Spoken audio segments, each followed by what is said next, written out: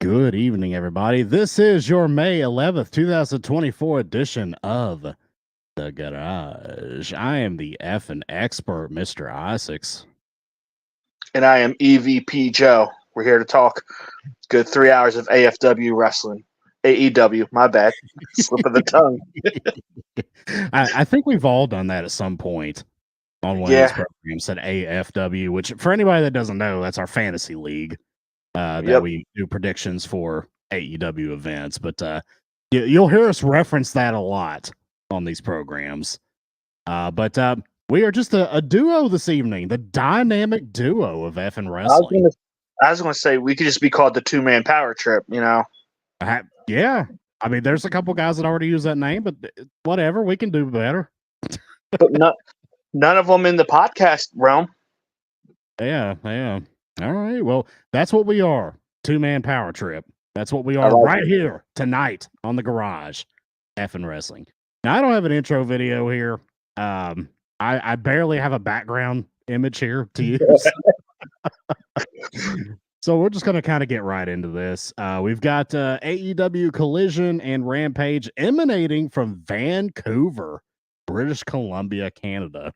And as we usually have our partner, Aaron, good old Canada Dry here, the owner of effing wrestling, but he happens to be live at the venue participating in his first ever live professional wrestling program. Him and our buddy Shane as well. So that's pretty exciting. I don't know if we're going to hear from him. EVP Joe, do you remember the first wrestling event you ever went to? Yes, we were talking about this earlier. The first wrestling event I ever went to was in Delaware at the Boys and Girls Club. It was an ECWA show. They were doing the Super 8 tournament. And Amazing Red was there. It's the only wrestler I remember from that show. But yeah. That's a damn good wrestler to remember. Yeah. Yeah, Amazing Red was like, I mean, that was like the indie darling in like 2005. You know, like, this is a little bit before.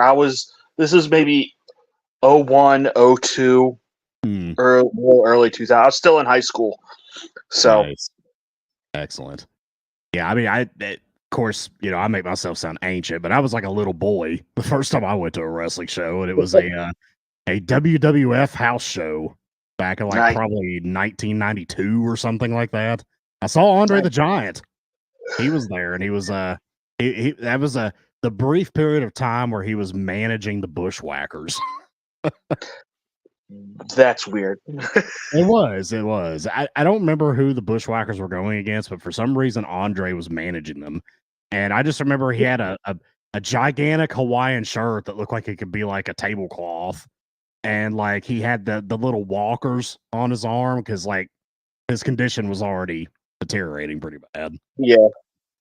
Yeah. This was so we're just saying he stole Captain Lou Albano's style. Basically, it's like if you took about 3 of Captain Lou Albano's outfits and stitched them together and resized them, then it would be like what he wore that night. Yeah. Nice. Getting into the program here, Collision. The match number 1 was Bryan Danielson and Claudio Castagnoli versus Top Flight. Now, it seems to me like anytime they want to get a showcase match for anybody, they always put Top Flight against somebody. Yeah, they definitely do. I mean, when they're healthy, they're good hands to work with. That's the problem, that they don't stay healthy. But like this match feels like something you would do in WWE 2K24 Universe mode, where you have the Specialist and the Giant versus 2 high flyers. So the matchup is always good. Yeah. It's like one of those things that, you know, it's meant to be kind of a heater, you know, kind of heat the crowd up a little bit. There's some spots here. And, you know, we get to see Danielson and Claudio, and then these Top Flight guys are bouncing around like ping pong balls. You know, this is kind of something we see a lot on Collision. But I thought this was a solid match. I thought it was good for what it was. Obviously, nobody on Earth thought Top Flight was going to win. No, not at all. Yeah, like it was fun. It was, like I said, styles make matches, and this was very well paced, very well put together match, which isn't surprising considering Danielson and Claudio are in it. So yeah. Well, after the match, obviously BCC wins. After the match is over, Danielson kind of gives a raw AEW speech, to which Claudio walks out on him. That's yeah, a little bit of foreshadowing of some BCC drama here. What do you make of this, Joe? I thought at first, I was like, maybe he's just leaving because he doesn't have a place in this story. Obviously, that was wrong. Yeah. It'll be interesting though, like, because like BCC is like the only group in the history of AEW that has had zero dissension, zero issues. They've always been centrally focused. Yeah. So the only thing was that the betrayal of Regal was the only thing. When Regal stabbed him in the back for MJF, and then MJF stabbed him in the back. yeah, I guess you could say that. That was like the only kind of like defection or dissension in the BCC, which they still kept Blackpool in their name even long after Regal's gone, which is interesting. I figured they would. It definitely. I mean, I think it's just because they were called BCC for a year. To just change it, just wouldn't feel right. I think we got somebody. We got somebody here. Let's let him in. Well, what's going on, gentlemen? What's going on, guys? From AEW Collision, it was freaking awesome. That was a fucking blast. And Shane's really drunk. Hey, do you guys? What about you, Canada? Have you had anything? Pardon me? Have you had anything, Aaron? No. I'm straight edge. Oh, okay. I got you. That's cool. I see it's still daylight there. He did them all for me. All of them. Guy takes a bullet for the team, you know? He does. Well, it's awesome to see you two actually physically together. Like, that's really, really super cool. Yeah, I thought he was my imaginary friend for the longest time, but I found out he's real.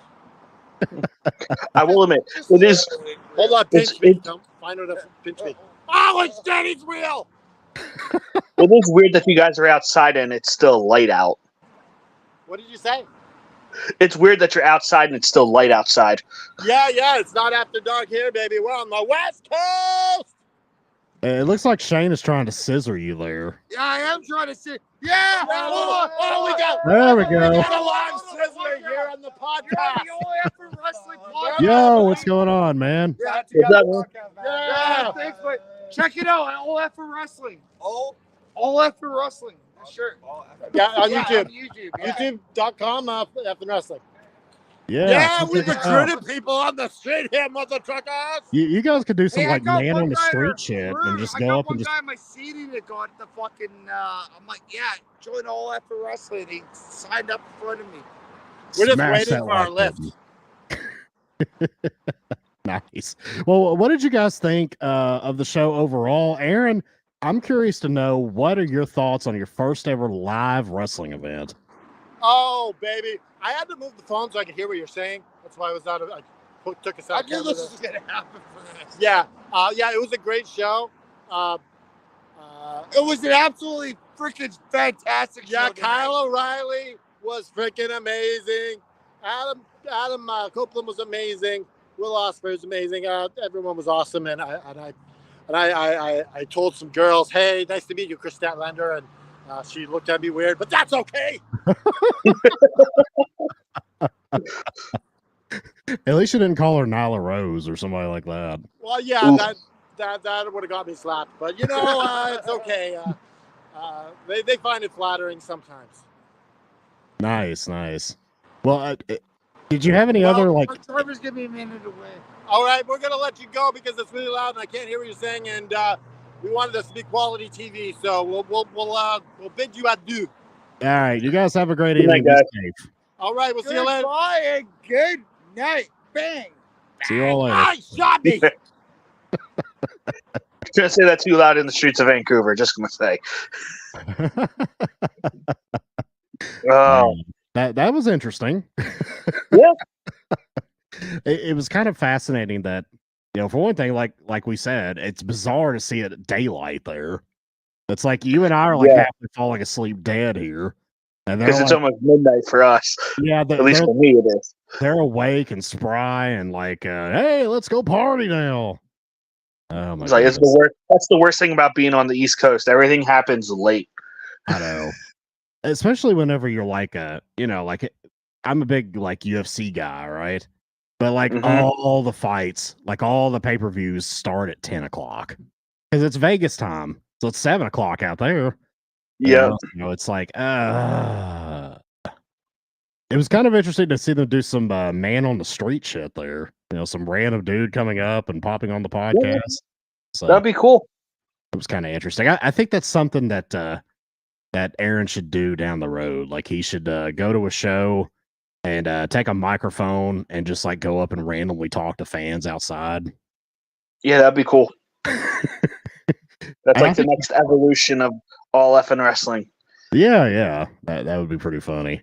All right, getting back on track here. Well, just real quick. Yeah. I do want to say, because I know I'm going to forget about it, but that interview that Claudio does later on Rampage, it like, at least for me, he's saying everything that I want to say. Like, I get that it's his year of doing what he wants, but there's just certain matches and certain things I don't want to see him do because I want him to be healthy for what little time we have left.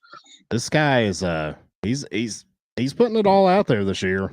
That's for sure. Yeah, he's doing some risky stuff, and I mean, I commend him for wanting to put on a hell of a show, which he does. But my God, I worry about the guy too, man. Like, I hope he stays safe. Yeah.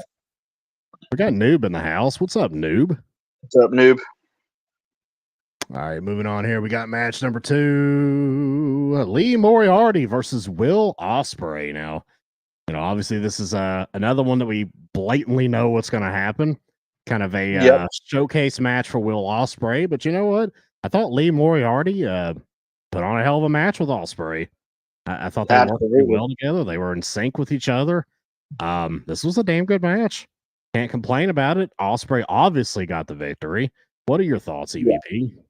Yeah, I thought this was a great match. Like, it's like this is like how we say about Top Flight in tag matches. Like, if you want to put someone who's going to make you look good, Lee Moriarty is always a good choice.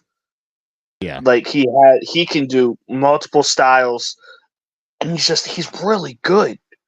Like, he could be someone that AEW could move into a TNT program, and I would believe it in a heartbeat.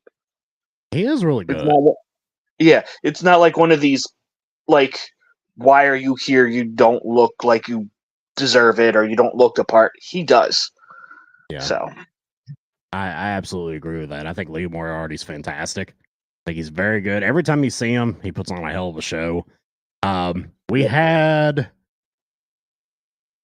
the Kingdom, the Undisputed Kingdom was at ringside, and they were on commentary. And Roderick Strong is just, I love him as a wrestler, but like when he's on the microphone, sometimes his voice gets super grating, and it's like, oh my god, commentary isn't his thing. No, it's definitely not. He kept stepping on Shivani's toes, and like it was kind of brutal to listen to. But yeah. All right. Ospreay hits Stormbreaker for the win. And yeah, we know how it goes. Moving on from there, we've got Brian Cage and the Gates of Agony. Let's just skip the match and talk about the post match because that's all that matters. Yeah, they were going up against these guys. I was looking for their names: Evan Rivers and the Voros twins. Now, we got to give it up to the Voros twins for that absurd looking hair. Yeah, it's quite a choice, let's say. These guys had some gnarly ass hair, man. I was like, well, they're like local Vancouver guys, right? Yeah. Shane said he's met them apparently. So yeah, bunch of local guys here, but obviously this is a very quick squash match. I thought Cage and Gates of Agony, like their tandem offense looked incredible. Like their spots looked really good. Yeah, just I didn't really pay much because I knew what was coming. Knew it was a squash match. So I didn't really get invested in the match too much, honestly. Sure, yeah, understandable. I mean, and obviously we just need to get the squash out of the way so Mr. Badass himself, Swerve Strickland, could come out and beat the shit out of the Gates of Agony. Ever loving shit. Gates of, like, if I'm the Gates of Agony, I ain't showing up for a couple weeks. I'll tell you, I absolutely loved this segment. I loved it because it made Swerve look more like a badass. You know, so he's the world champion. He comes out here, he's wearing his shirt and his jeans, and he's got the scowl on his face, and he just very violently attacks all three members without any regard for the fact that he's remorse. And just beat the shit out of him. I thought this was great. I thought this was a very good way to put Swerve over as a badass, legitimate champion. Oh, I agree. I loved all of this. The only thing I don't really like is they make Cage out to be like a little beach. Yeah. Like he sort of ran away, and that's not what I wanted. That's not what I want out of Brian Cage. Right. Especially now that there's going to be a match on Wednesday. I'm like, eh. Right. And also, like, I don't understand. Like, there's absolutely no reason to make this match on Wednesday an eliminator match. Yeah. There's plenty of other reasons to have this match. Obviously, you don't need to put an eliminator match on it. Should have made it a street fight or something. Anything. Yeah, I mean, this is a blood feud match. I mean, it shouldn't be for clean match. You know, yeah. Something. It's going to be confusing as hell, though, that he's facing Brian Cage, and then like Christian Cage is probably going to come out. Yep. We've got the issue with the cages here, and it's Shivani's probably going to get confused and mix up their names or some shit. Yeah, he had a pretty big gaff later on in the night tonight. Shivani was not really on top of his game tonight. Like, he had a few moments where he kind of just completely slipped. But yeah, like we said, that sets up Cage versus Swerve, which will probably be a good match. There'll be some fuckery in it, though. It's not going to be a straight up match. So, of course not. Right. I like how I'm using the Bleacher Report results, and the grade they gave this match was incomplete. Like, I mean, it didn't finish the semester. It was incomplete. They're not wrong.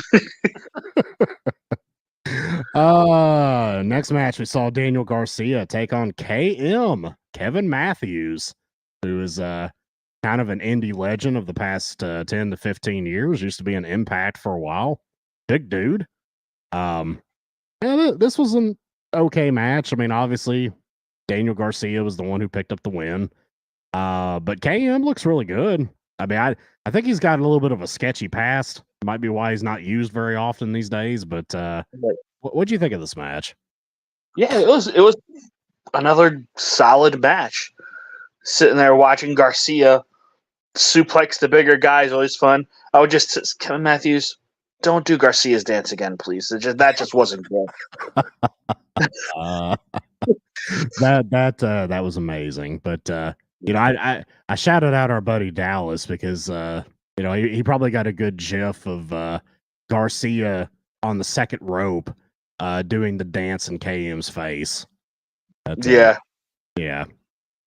If he didn't see that, he needs to.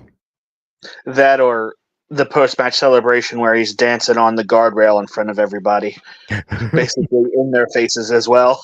It's like, is his gimmick basically that he's a Magic Mike stripper now? Like, is that kind of what the music feels that way? I mean, that's what every time he comes out, I'm like, oh, here's the male stripper. Look, this is what I want for the next couple months. I want Garcia to, just sort of flounder around, and saying like the next in between All Out, All In, or between All Out and Wrestle Dream, I want Danielson to recruit Garcia to the BCC to take a spot. I could see that. I think it would be cool, especially they need someone because Yuta apparently has been dealing with concussion symptoms for months. Yeah. So. Yeah, I was gonna say his old that was his old arch nemesis, Wheeler Yuta. Yeah. Yeah. I was wondering where he was, but half the damn roster's injured. I mean, yeah, I know. And it's not just the AEW thing. WWE's got the injury bug at the moment too. Oh yeah. Hell, Rhea and Dom basically have the same injury. Yep. Which is very weird, but anyways. Moving on, we've got Dax Harwood versus the Dynamite Kid, Tommy Billington, who apparently is the nephew of Yes. the late Dynamite Kid. Are we sure we got this lineage right? Are we sure he ain't his son? Because they look just alike. He looks like a slightly smaller, like obviously this is the post-steroid era. He looks smaller than Dynamite Kid, but other than that, he looks and wrestles dead on his uncle. He's got the same clothesline. He's got the same like physique shape other than just smaller muscles. The suplexes, I mean, this kid is very impressive, which if anybody out there hasn't watched his uncle Dynamite Kid, as far as pure technical wrestling goes, top 10 best of all time by far. I think that's fair to say, especially if you watch his matches with Tiger Mask, aka Mitsuharu Misawa, back in the 80s. Some of the best work you're ever going to find. But this kid was very impressive to me. Like, I liked him. I thought Dax put on an amazing show with this kid. The crowd started made him look great. Yeah. And I could tell, I kind of thought this would be the case too, because where FTR has such a great respect for the old school, and particularly the Hart family, of which Dynamite Kid was trained and affiliated with. Loosely affiliated with, yeah. Yeah. It like, I figured that they would put this kid over big time, and they did. And this was a phenomenal match. What'd you think of it? I really enjoyed this match. Like you said, the technicality, the technical stuff, like I will say though, watching this match, there sometimes I do double takes because the camera would catch Billingsley at a certain angle, and for some reason I saw Matt Riddle. I don't know why, but I was like, feels like I just saw a little bit of Matt Riddle. Maybe he likes to do a little bit of the smoky smoke instead of the snorty snort. It's probably better for him. It's definitely going to be better for him for sure. Like, part of me hopes like he gets signed. I do too. Yeah. Like, he was fun to watch. I would love to see him and MJF, him and Danielson, whoever. Like, this is the first time I've ever seen this guy wrestle, and I enjoyed every moment of it. Same here. I was thoroughly impressed with this guy. Thoroughly impressed. And I mean, if you've watched any old Dynamite Kid matches, like, even the way he did a clothesline, Benoit did it the exact same way, because people said that Benoit was basically kind of a clone of Dynamite Kid. And they all did, like, the way they follow through with the clothesline and kind of duck under after they do it, it makes it look like it's more devastating. Like, he did that exactly like his uncle and like Benoit. Like, it was just amazing stuff. I absolutely love this match. Of course, Dax Harwood ended up winning, and they announced that on Wednesday. I'm trying not to get too excited about this because there's probably gonna be some fuckery going on. There's gonna be against Okada. I can't. Give them a solid 20 minutes and just let them go at it.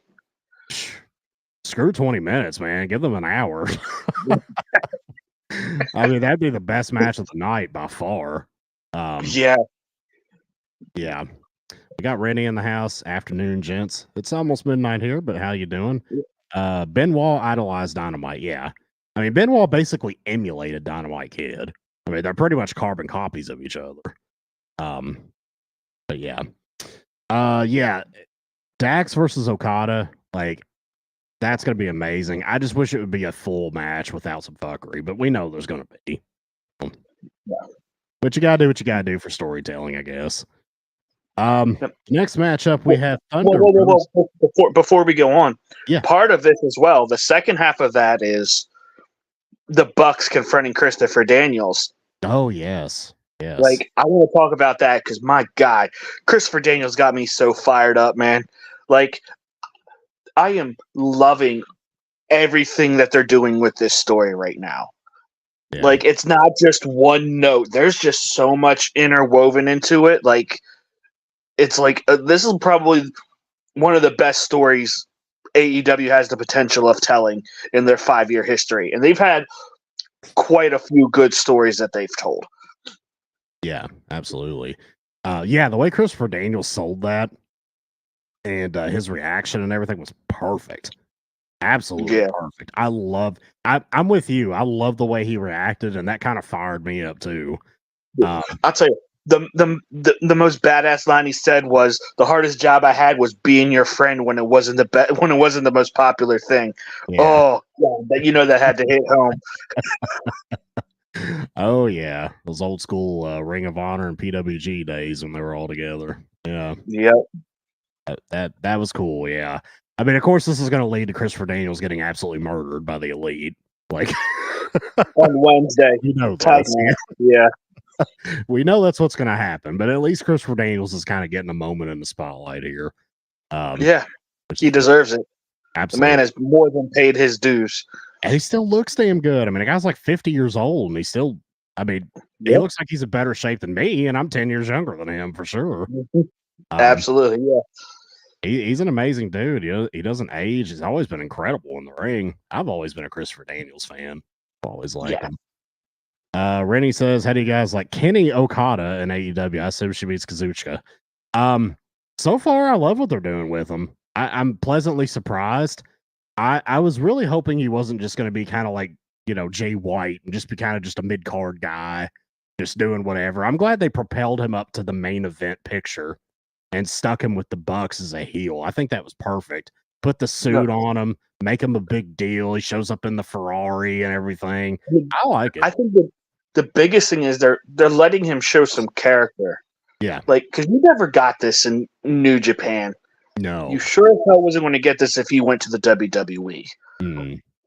No. So if he went to WWE, they'd be making him wear like kimonos and he would be in a tag team with Nakamura. Guaranteed. Because all the Japanese wrestlers have to team up together. But, well, they do. Wrestling has this bad habit.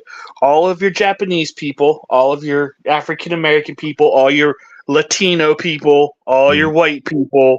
Yeah. Like, can we get a little homogenous mixture going on here, please? Especially WWE. Like, they have a. I like what Doob says here. The male Kabuki Warriors. That's what they would be. Okada and Nakamura would be the male Kabuki Warriors. Yeah. You remember, and Suzawa would be their mascot. Come bringing back the ninja outfit. Oh God! And they ended up being the new Kai and Tai. Like, jeez. Don't. We don't need a reincarnation of no choppy PP in 2024, okay? Okada and Nakamura are two of my favorite wrestlers in the world, so I don't even want to think about the disgusting stuff they'd have them do. Yeah. Moving on here, we got Thunder Rosa versus Robin Renegade. Now, Robin Renegade, I guess she's part of like a tag team with her twin sister, if I'm not mistaken. Yeah. Yep, the Renegade sisters. Yeah, gotcha. Thunder Rosa, I don't know what she's like physically. She looks a lot better than she used to, in my opinion. I think the extreme layoff allowed her body to fully heal. Yeah. Wrestlers don't usually get that, so. Absolutely. But I mean, I think she's looked damn good since she's been back in AEW. And, obviously this was a showcase match again, putting her over. And, I thought she looked really good. I thought the Renegade twin girl looked really good and did a good job putting her over.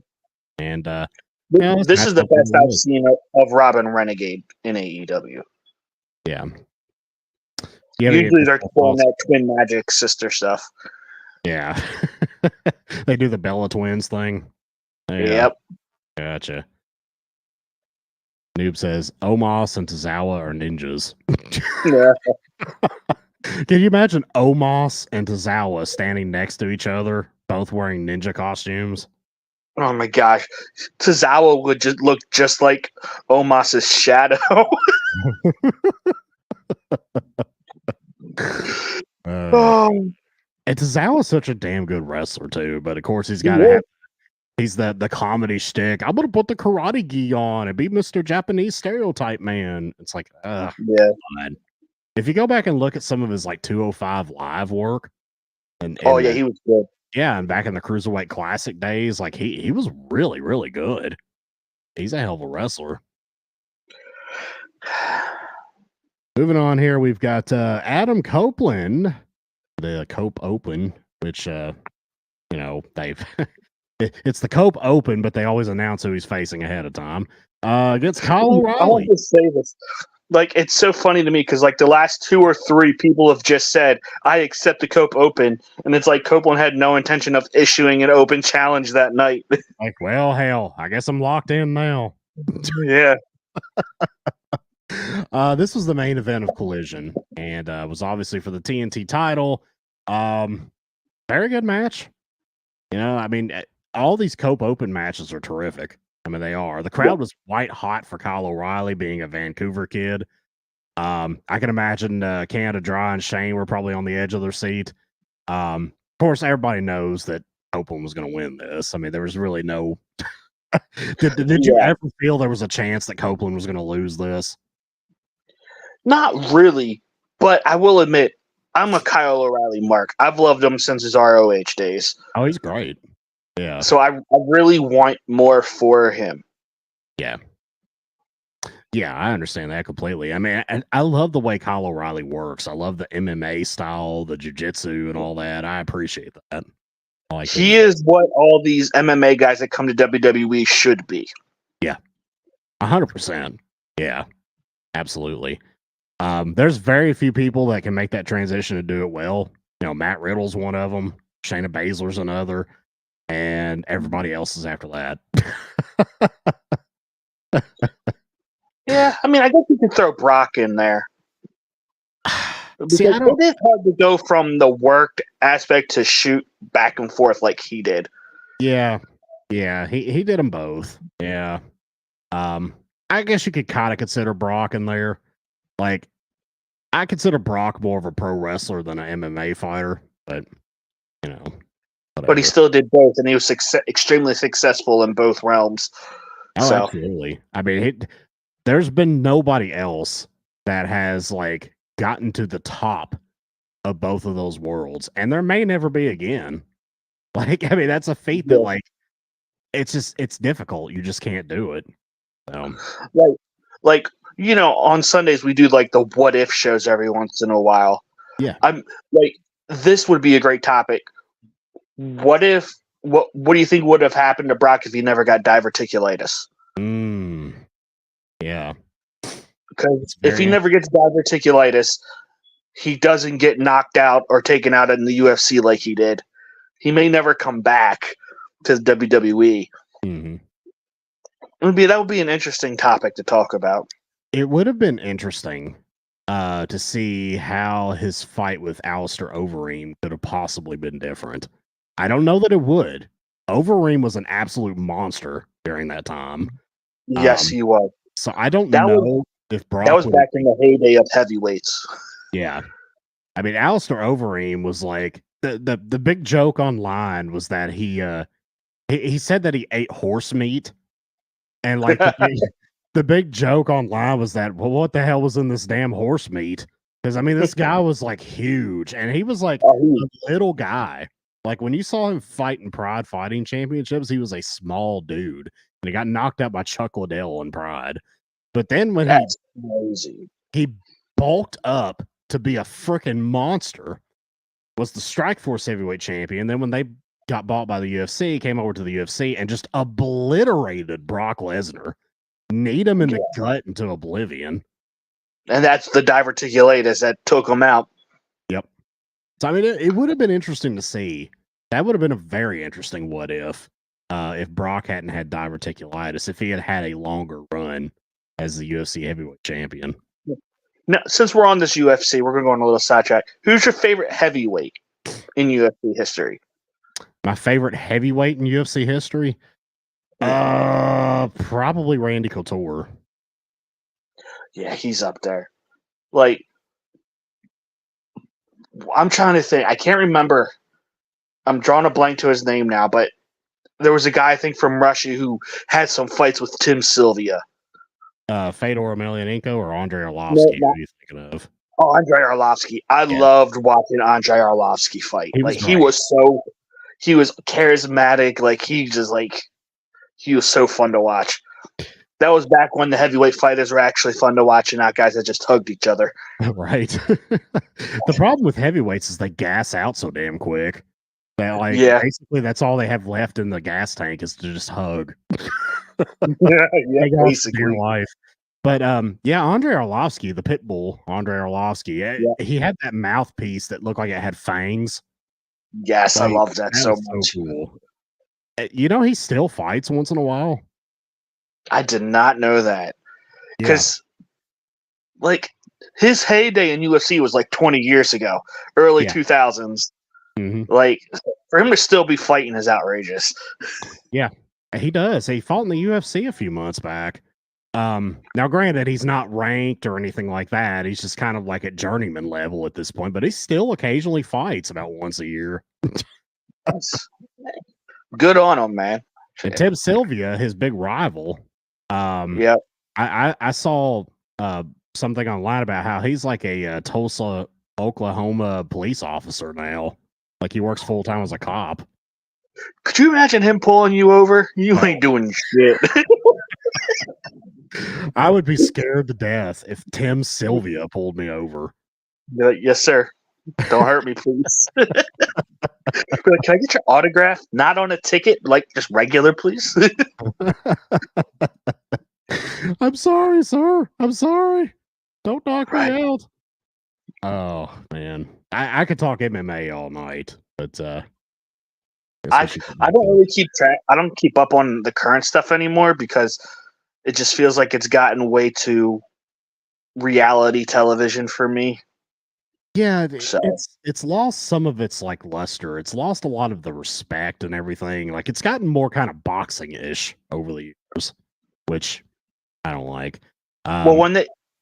After the first season when they came out with the reality show, they gave us Forrest Griffin and Stephen Bonner. After that, they used it. Yeah. After that first season, I was like, no, this is too scripted for me. We got somebody backstage wanting to come in and say hello once again. Showtime Shane, what's up, man? Hey, guys. I just dropped off air a minute ago. Oh, okay. Nice. So do you have any extra thoughts? What did you guys think? That show tonight was pretty amazing. Maybe not so much a Rampage, but that Collision tonight was amazing. How was the crowd? Was everybody into it?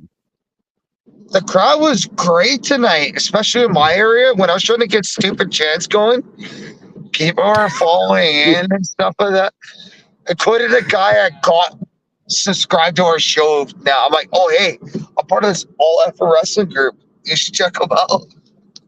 Nice. He might be watching right now. You never know. Hey, random guy in the crowd that met our friend Shane here. If you're watching, say something in the chat. Say hello. But also, thank you. He's probably maybe driving on his way home too. Well, if you're driving, don't. Just listen to us and tune in later. We appreciate your patronage regardless. But do you have a favorite moment of the night, Shane? I'm gonna have to say the Copeland versus the O'Reilly match, man.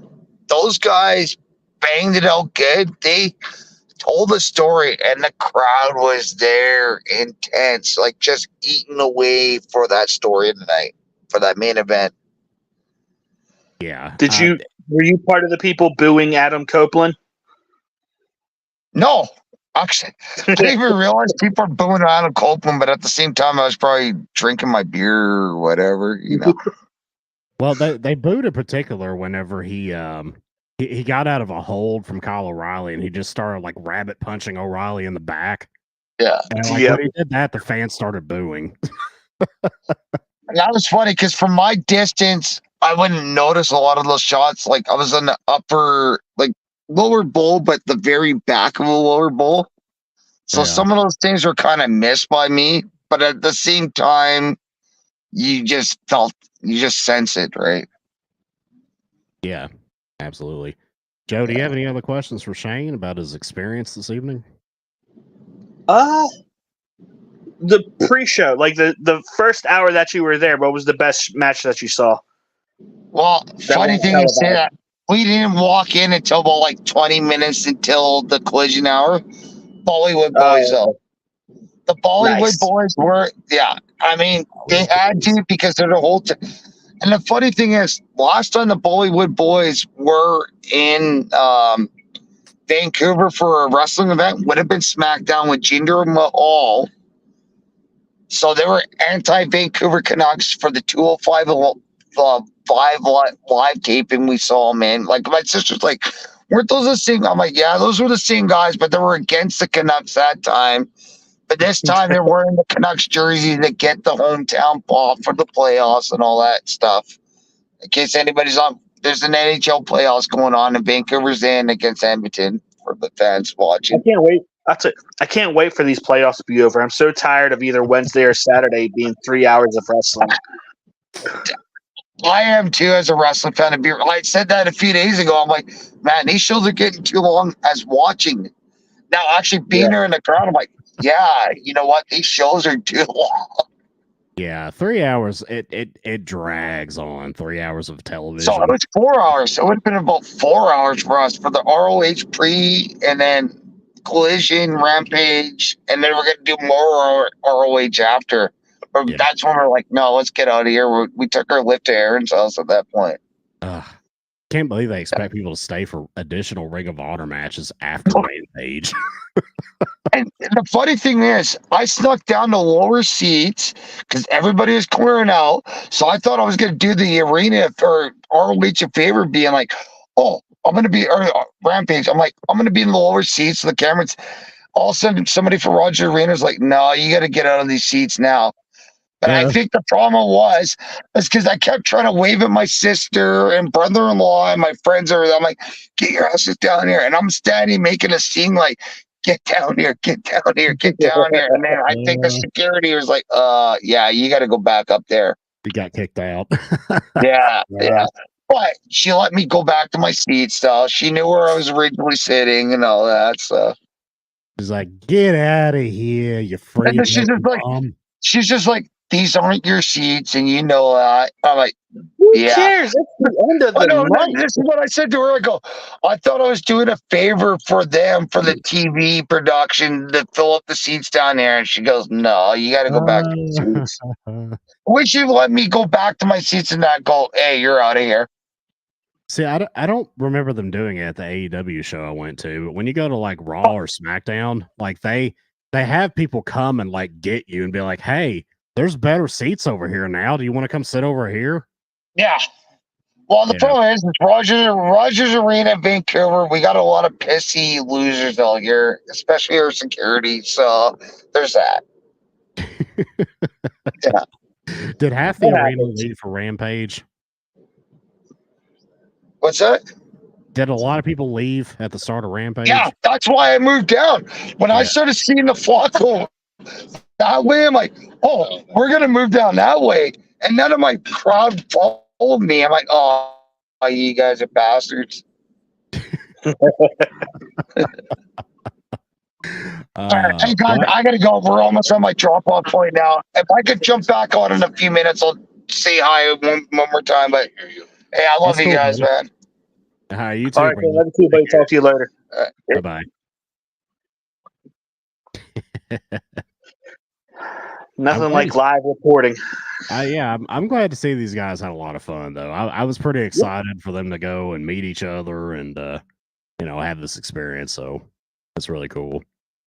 Well, where do we leave off there? Oh, we were in the middle of talking about Copeland and O'Reilly. Oh yeah, Very good match. Copeland ends up winning, obviously. But what do you make of this little thing at the end where he helps Kyle O'Reilly up, and then he kind of like holds onto his hand and doesn't let go, and they're like, something's happening with Adam Copeland. I mean, it definitely feels like they're for. I just don't know what though. Like, are we going to play up like this Black Mist sort of creates like an alter ego variation? Because that's what it did with Sky Blue. It corrupted her completely, but then Willow was able to overcome it. Mm-hmm. I don't know. It'll be interesting. The mind control of the Black Mist. I don't think I want that. That's getting a bit too WWE-ish there. Yeah. Yeah. Of course, they did do the Matt Hardy teleporting shit a few years ago, so yeah. They did it for his debut, and then it never happened again. Which is good. Yeah, because one, it doesn't work in an empty arena. He was like teleporting through Daly's place, and then wasn't during one of those like stadium matches, his clothes magically changed when he was inside of like a dumpster or something. I think so, yeah. But yeah, that was that was peak pandemic shenanigans. Right. So that concludes the Collision portion of the show. We did have a little segment here at the end where Hook gave a pre-tape segment about Chris Jericho. So apparently their feud's not done yet. Of course not. Jericho still has the FTW title belt. Of course. So do you have any thoughts on Hook and the Learning Tree still continuing a feud? I mean, sure. I mean, Hook's getting better at talking, so that's a positive. Yeah. I mean, we'll see how it goes. I just let it be over at Double or Nothing. But I don't think it is, because the Learning Tree is a new thing. It ain't going anywhere anytime soon, so. I added a new Taz-inspired sound clip to my mixer. But I digress. I couldn't find an actual clip of him saying it, so I just had to record myself doing it. So that works. Yeah. From now on, when we talk about Hook or Taz or anything, but I digress. Yeah. All right. Moving on now. We are at AEW Rampage. And we've got Trent Beretta still coming out to the Best Friends theme against Dalton Castle, who looks like he has about 6 new boys. Yeah. Well, did you also see Trent's Titantron still has Chuck in it as well? Pardon me. I did not notice that, but I figured it was exactly the same though, because it still had the same music and everything. Yep. I would assume they're going to give him heel music at some point, unless they're just going to have him do this to keep trolling. I hope they just have him keep trolling. That would be great. That would be great. Yeah. This was a really good match. I liked it. Dalton Castle's awesome. I wish they would use him more. I really do. Yeah, get him off ROH. He's good enough to be AEW all the time. Oh, absolutely he is. I mean, he had a pretty long run as ROH World Champion a few years back. I mean, I don't understand why they don't see the value in this guy to have him be like a full-time AEW guy, but I don't know. Did he beat Cody, or did Cody beat him for the ROH title? I honestly don't remember. I have to go back and look at the records. Yeah, I can't remember. I know it was one of those two ways. Yeah. I don't remember. But regardless, dude's a hell of a talent. I mean, yeah.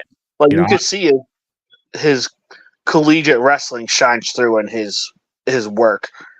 Yeah, the suplexes and everything, and the guy's got he's got a rock hard, he's got the brick shit house kind of look that a lot of amateur wrestlers have. Where it's not like he doesn't look like Hercules or anything, but he just looks like a big boulder. It's very deceiving.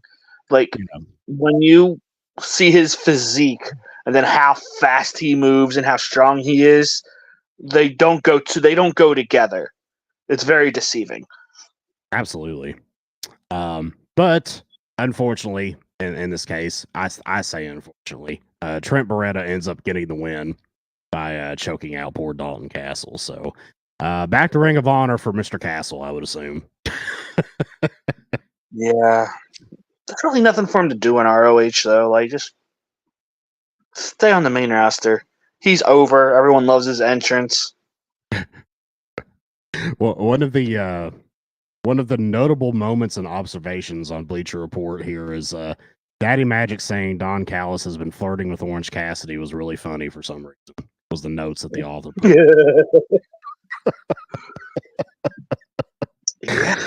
Yeah. We got Brian Keith versus JD Drake. JD Drake is somebody who looks like the guy at Jiffy Lube who's going to change your oil, but he's actually a damn good wrestler. Yeah. He's actually really good. I mean, I've seen this guy work elsewhere.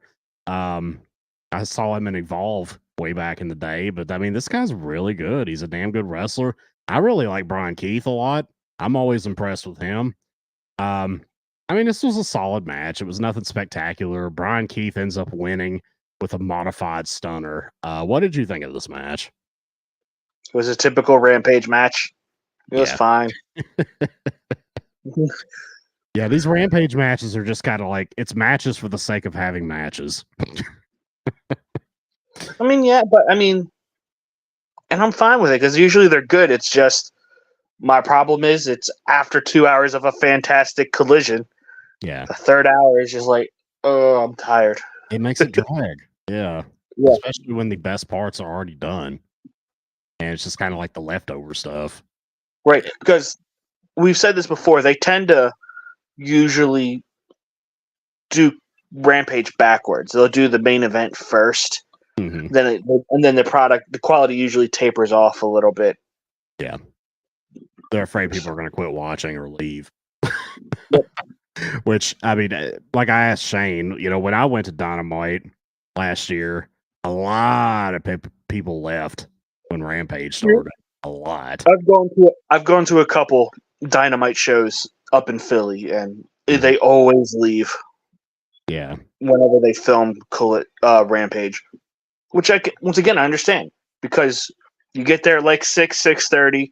You have an hour of ROH stuff from 7 to 8. 8 to 10 is the main show. It's a lot, dude. And I live like an hour and like 10 minutes away from where they shoot in Philly. Yeah. The Liacouras Center is on It's on Temple University. Okay. So, it's a long drive back for me home, so I can't stay because I wouldn't get home till like 1 a.m, and I usually have to work, and it's a long night. Yeah. Good old Temple University. I just remember the old basketball coach there, like screaming at John Calipari, threatening to kill him back in the 90s. All right. Do you ever recall that? Do you ever see that? I don't know. Now, full disclosure, I was born in 85. So you're saying early 90s. I wasn't really into college basketball at the time. So yeah, I'm trying to think what was it. I don't even think that guy's probably not even alive now. He's like an older black gentleman. But yeah, like I think I know who you're talking about, though. Yeah. His name is like blanking my memory for some reason. Let's see, Temple basketball.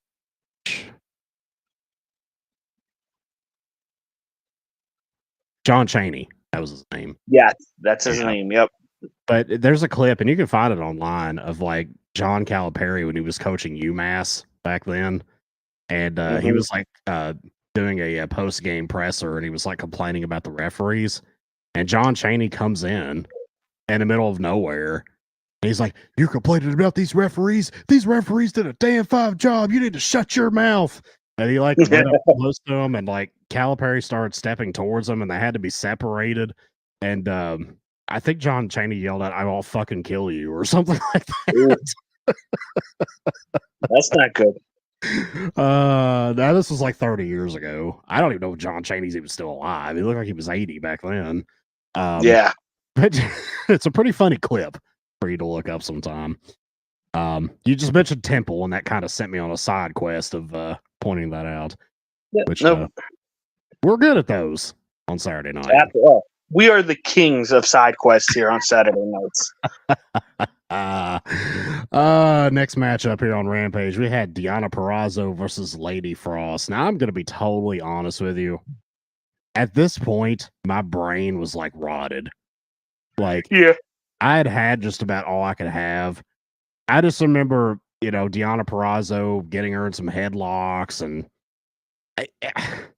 I really don't even remember much of this match, to be honest with you. Joe, do you have any thoughts on this? No, just remember, I guess after the match, the beatdown, and then Thunder Rosa came out with the chair, and Deonna ran away. That's really all that matters. And Nigel McGuinness, which I find hilarious because before the match, Deonna Purrazzo cut a promo accusing Thunder Rosa of ducking her because she hasn't been on TV in 2 weeks since their match. And then she's running away from. I just remember Nigel McGuinness was like, "This woman's crazy. She needs a mental evaluation." What is also real funny is you see Deonna hops the gate to run through the crowd, and all of a sudden you see Thunder Rosa, and then there's just massive security guy just fucking picks her up, and you see her feet going in the air. He caught her in midair. Like she was trying to jump over the rail, and he literally caught her. He was like, "No, we ain't having this." But anyways, Purrazzo ends up getting the victory over Lady Frost, and back to obscurity for Lady Frost. Is she a Ring of Honor wrestler too? I think so. Yeah. I would assume. I mean, that's like all the people who are bringing the like job to people on Collision. They're either local guys or Ring of Honor. Yep. There's definitely a lot of local indie talent tonight. Yeah, for sure. Those guys with the goofy hair, like that's pretty impressive. Very impressive. The main event of Rampage, we had Johnny TV. I guess is what they're calling him now. It's always gonna be Johnny something. Johnny TV versus Pac, and we got Johnny TV and Taya Valkyrie together. They had a promo where they started making out with each other in front of Lexi Nair. It was calling Vancouver a bunch of losers. Yeah, calling Vancouver. Even though Taya is from Vancouver. Yeah. I guess that's why they had to bash it, to make sure nobody cheered them. Yeah. Yeah. But like that's weird too. Like, because the way I feel like, to me, like Pac isn't a face. Yeah. Like, but they're definitely treating him as one, which is kind of weird because he's, I guess, maybe a tweener at best. Right. But like his demeanor is so anti AEW. Like, let me kill somebody and go home. I'm the bastard. I'm going to tear you to pieces and go home. Yeah. I just think it's funny there's a guy who calls himself the bastard. It's like, what? I mean, do we know? Do we actually know if his parents are wed or not? Like, but anyways, this match, again, I had brain rot during this. I didn't really pay much attention. What I noticed was good. It was what it was. It was a typical showcase match. It's Johnny Mundo TV Wrestling Nitro versus Pac. Of course, it's going to be a good match. I just think it's funny that he sticks to this gimmick of Johnny fill in the blank, whatever it is. Like, I always figured he called himself Johnny Elite, is what I figured, but I guess I don't want to be called the Elite. So, yeah. Well, you remember when he first debuted? Like, he was going as Johnny Wrestling, and everyone was mad because they thought it was Johnny Gargano that was debuting. Yeah. What an identity crisis. You got to pick a name, Johnny. I mean, hell, if you're hanging out in Ring of Honor, be Johnny Honor. Do that. That sounds stupid, but I mean, that's where he was feuding with Dalton Castle. So Oh, okay. I bet that was a good they feud. just, yeah, it culminated at Supercard of Honor with the fight without honor. Ooh, fight without honor. Somebody got their Yeah. ass kicked. Yeah, trash cans, Nintendo sticks. Oh hell yeah! It's like that Shibata Jericho exchange with the trash cans and beating each other with kendo sticks. Yep. That brings us to the end. That was it. That was the final match of the evening. So I guess now what we need to do is pick a match of the night, segment of the night, and bell rating. And I'll let you go first. So let's see here. A segment of the night. I think I'm going to go Christopher Daniels in that pre-taped. I really enjoyed it. Yeah. My match of the night. Oh God, there were so many good matches. I'm giving it to Ospreay and Lee Moriarty. All right. Excellent choice. And like, I think rating, I'm going to go 4. If it was just Collision, I'd go higher. Yeah. But with Rampage, it kind of jotted down a bit for me, but I'm still going 4. The first 2 hours flew by. I enjoyed this show tonight. Collision show was good. Absolutely. So for me, my match of the night is Dax versus the Dynamite Kid nephew. Like, I love that. I thought that was great. Yep.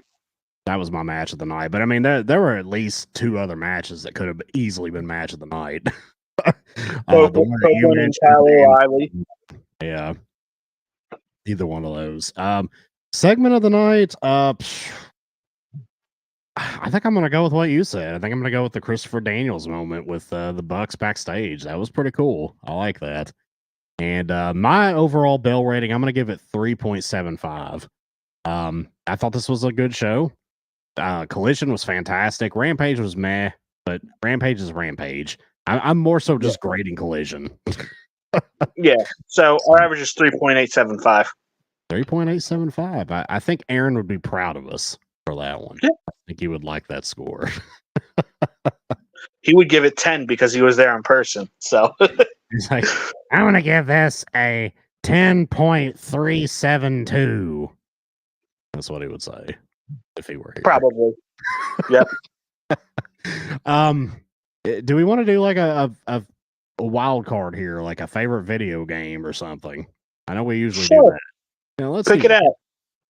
I'm going to go with, and I was talking about sports games in the chat with Puke Nukem. Shout out to Puke.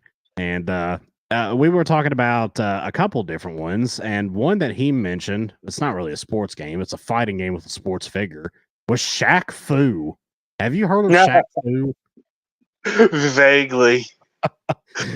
It was a game where you would be like these old school kung fu characters or Shaquille O'Neal in a basketball jersey and shorts. It was ridiculous, but it was fun as hell though. Like, I played the crap out of that game on Sega Genesis when I was like in middle school. So that's my pick of the week, Shaq Fu. Oh, I can't. My brain is mush, so I think I'm going to go. Like, I loved playing Tekken as a kid. Yeah, that's a great one. Like, with one of my previous picks. Yeah. It may have been like, with King, who was a direct inspiration for King Cuerno and Lucha Underground. I mean, there was just a lot of wrestling implemented into Tekken, and I loved it. Well, he was the King character was actually inspired by Tiger Mask from the 80s. Yeah. And it's funny too, because like in the later Tekken games, like in the I don't have the current one, but the one before that, they actually have like a special like New Japan pack where you could get like Okada's Rainmaker jacket and like mannerisms to give the King. Nice. Which is pretty cool. Yeah. There's like special Okada stuff that you can give to King. So Tekken's a good choice. That was one of my old choices as well. But we are an hour and 4 minutes into the program. We have fully covered everything. Joe, is there anything else you want to say before I go ahead and wrap this up? Anyone that's out there that's a mother, happy Mother's Day. It is officially Mother's Day here on the East Coast. Yeah. So if there's any moms out there, I hope you have a great day, and we appreciate everything you do. Absolutely. Absolutely. I co-sign that as well. I know we've got some mothers here in the effing wrestling community, and I hope you all have a fantastic day. Joe, I hope your wife and whoever else in your family that's special to you, that's a mother, has a great day as well. And I'll be going to see mine tomorrow. And yeah, it's a wonderful day for family. And don't forget your moms out there, guys. All right. Shoot a text, phone call. It's all it takes. It's all it takes, man. They're not hard to please usually. Just give them some kind of love and attention, and they'll appreciate it forever. With that said, I'm going to go ahead and wrap this up. I'm not going to give a speech. I'm too tired for that shit. Yeah. I'm just going to tell everybody out there, you know the usual deal. Keep your head up. Do what you got to do. We're all here for you. Fist in the air. Just keep fighting. Good night, everybody. I don't have an outro. Bye-bye. Good night.